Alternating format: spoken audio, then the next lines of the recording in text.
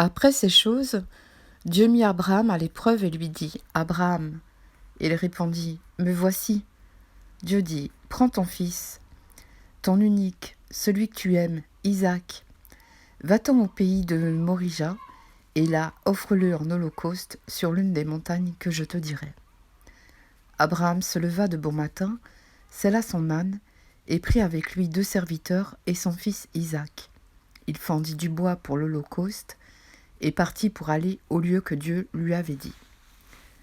Le 3e jour, Abraham, levant les yeux, vit le lieu de loin. Et Abraham dit à ses serviteurs : « Restez ici avec l'âne. Moi et le jeune homme, nous irons jusque-là pour adorer, et nous reviendrons auprès de vous. » Abraham prit le bois pour l'holocauste, le chargea sur son fils Isaac, et porta dans sa main le feu et le couteau, et ils marchèrent tous 2 ensemble. Alors Isaac, parlant à Abraham son père, dit : « Mon père !» Et il répondit : « Me voici, mon fils. » Isaac reprit : « Voici le feu et le bois, mais où est l'agneau pour l'holocauste ?»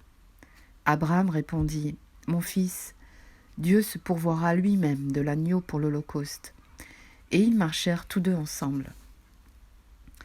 Lorsqu'ils furent arrivés au lieu que Dieu lui avait dit, Abraham y éleva un autel et rangea le bois.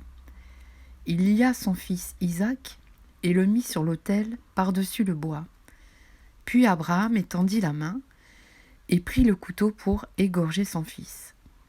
Alors l'ange de l'Éternel l'appela des cieux et dit : « Abraham, Abraham !»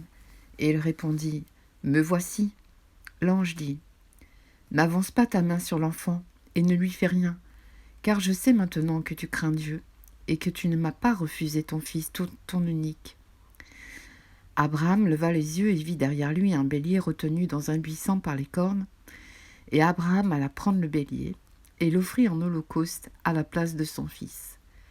Abraham donna à ce lieu le nom de Yahvé-Jiré. C'est pourquoi l'on dit aujourd'hui : à la montagne de l'Éternel, il sera pourvu.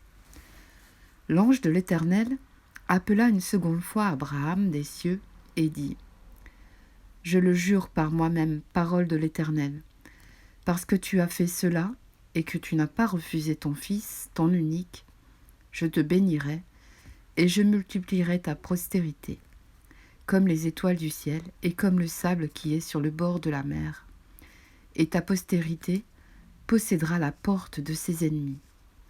Toutes les nations de la terre seront bénies en ta postérité, parce que tu as obéi à ma voix. » Abraham étant retourné vers ses serviteurs, ils se levèrent et s'en allèrent ensemble à Beer-Shéba, car Abraham demeurait à Beer-Shéba.